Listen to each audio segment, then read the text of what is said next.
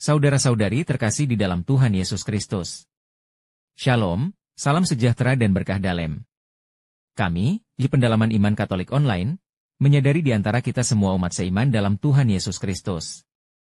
Banyak yang tidak sempat ataupun kurang tertarik untuk membaca Alkitab, maka dari itu kami memberikan rangkuman intisari isi masing-masing kitab per kitab dari Alkitab sesuai judul yang tertera di bawah ini. Maka diharapkan kita dapat memahami isi dalam masing-masing kitab tersebut. Selamat menyimak.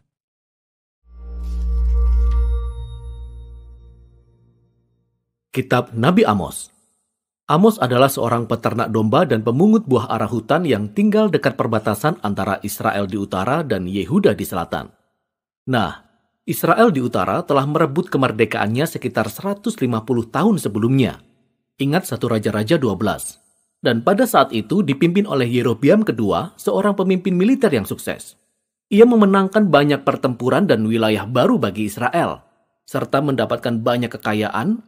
Tetapi di mata para nabi, ia seorang raja yang paling buruk yang pernah ada. Kekayaannya membuat dia menjadi masa bodoh, dan ia membiarkan penyembahan berhala kepada dewa-dewa Kanaan, yang kemudian menyebabkan ketidakadilan dan orang-orang miskin diabaikan. Dan ini terus berlangsung sampai Amos tidak tahan lagi. Ia merasa Allah memanggil dia untuk pergi ke utara, ke Betel, sebuah kota penting yang memiliki kuil yang besar. Dan ia mulai memberitakan firman Allah kepada orang-orang. Dan kitab ini merupakan kumpulan dari khotbah, puisi, dan penglihatannya yang disuarakannya selama bertahun-tahun, yang kemudian disusun agar umat Allah dapat memahami pesan Allah bagi kerajaan di utara, dan pesan itu masih perlu kita dengar sampai saat ini. Kitab ini memiliki susunan yang cukup jelas. Pasal 1 dan 2 berisi serangkaian pesan untuk bangsa-bangsa, termasuk bangsa Israel. Kemudian pasal 3-6 berisi kumpulan puisi yang mengungkapkan pesan Amos kepada orang-orang Israel dan para pemimpinnya. Pasal 7-9 berisi serangkaian penglihatan yang dialami Amos yang menggambarkan hukuman Allah yang akan datang atas bangsa Israel. Mari kita pelajari lebih dalam. Kitab ini diawali dengan serangkaian puisi pendek yang menuduh semua bangsa-bangsa di sekitar Israel melakukan kekerasan dan ketidakadilan. Ini agak aneh. Karena kalimat pembuka kitab ini menuliskan bahwa Amos akan menentang Israel. Namun, perhatikan apa yang terjadi. Selagi Amos menyebutkan nama-nama semua bangsa di sekitar Israel ini, kita dapat melihat ia seperti sedang membuat lingkaran di atas peta, dan Israel berada tepat di tengah seperti sebuah sasaran di titik bidik. Dan kepada Israel, Amos melontarkan tuduhan dalam bentuk puisi yang 3 kali lebih panjang dan lebih keras daripada puisi lainnya. Ia menuduh orang-orang kaya di Israel mengabaikan orang-orang miskin dan membiarkan banyak ketidakadilan di negeri mereka, khususnya dengan membiarkan orang-orang miskin dijual sebagai budak karena hutang dan kemudian mengabaikan hak-hak hukum mereka. Dan Amos bertanya, inikah keluarga yang pernah diperlakukan dengan tidak adil dan diperbudak di Mesir? Keluarga yang telah diselamatkan oleh Allah dari penindasan dan perbudakan? Ini semua harus diakhiri, kata Amos. Allah sudah tidak tahan lagi denganmu. Jadi pembukaan di bagian berikutnya menjelaskan mengapa. Allah berfirman, banyak keluarga di atas bumi, tetapi hanya kamu Israel, keluarga yang telah kupilih.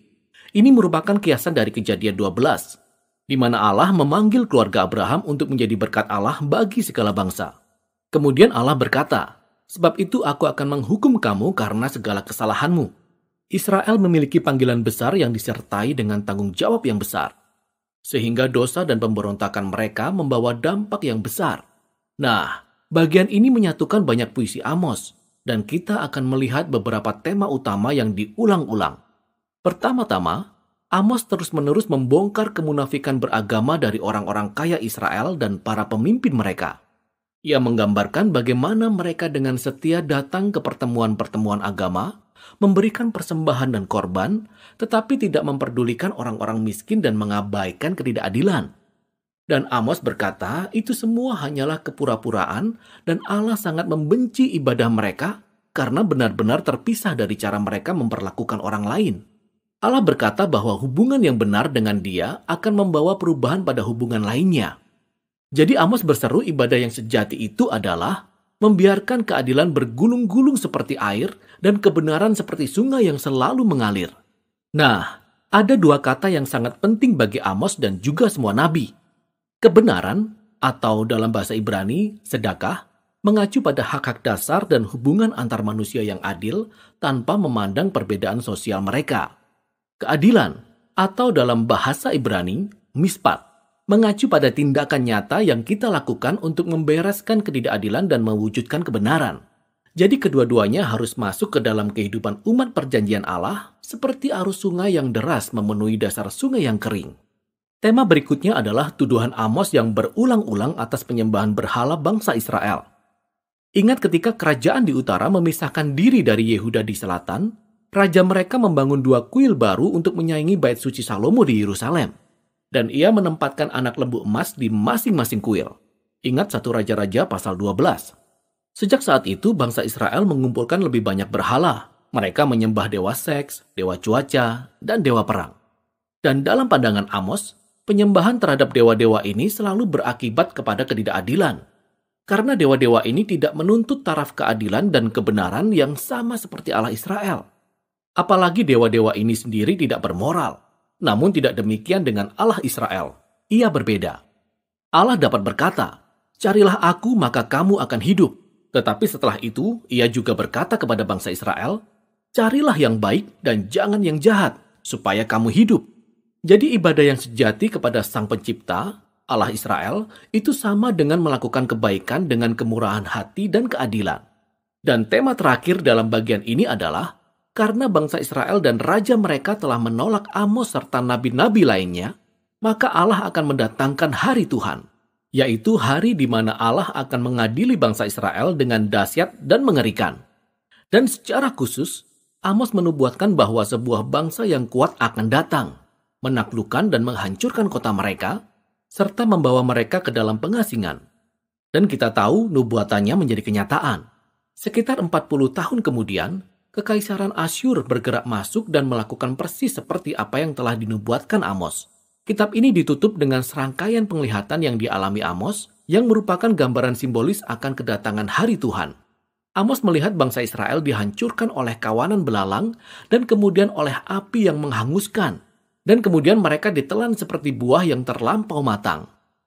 Dan dalam penglihatannya yang terakhir, Amos melihat Allah memukul tiang kuil berhala Israel di Betel dengan keras. Dan seluruh bangunan itu pun runtuh. Inilah gambaran akan keadilan Allah atas para pemimpin dan dewa-dewa bangsa Israel. Kesudahan mereka pun akhirnya tiba. Namun tiba-tiba di paragraf terakhir, kita melihat secercah harapan. Paragraf tersebut menggambarkan bangsa Israel sebagai bangunan yang sudah hancur, tetapi Allah berkata bahwa dari reruntuhan ini, suatu hari ia akan mendirikan kembali pondok Daud.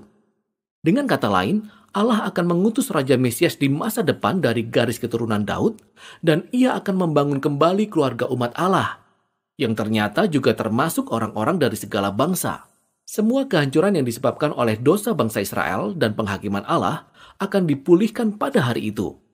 Nah, paragraf terakhir ini sangatlah penting, karena menjadi satu-satunya pengharapan di balik penghakiman, dan juga membantu kita memahami bagaimana kitab ini menelusuri hubungan antara keadilan Allah dan belas kasihannya. Jika Allah itu baik, ia harus menentang dan menghakimi kejahatan di tengah-tengah bangsa Israel dan bangsa-bangsa lainnya. Namun tujuan jangka panjang Allah adalah untuk memulihkan dunianya dan membangun sebuah keluarga perjanjian yang baru. Dan melalui perkataan Amos, sampai hari ini kita masih mendengar seruannya untuk belajar dari kemunafikan dan bencana yang dialami bangsa Israel. Dan juga untuk melakukan penyembahan yang benar kepada Allah, yang akan selalu mendatangkan keadilan dan kebenaran, serta kasih kepada sesama kita. Dan inilah inti dari kitab Amos.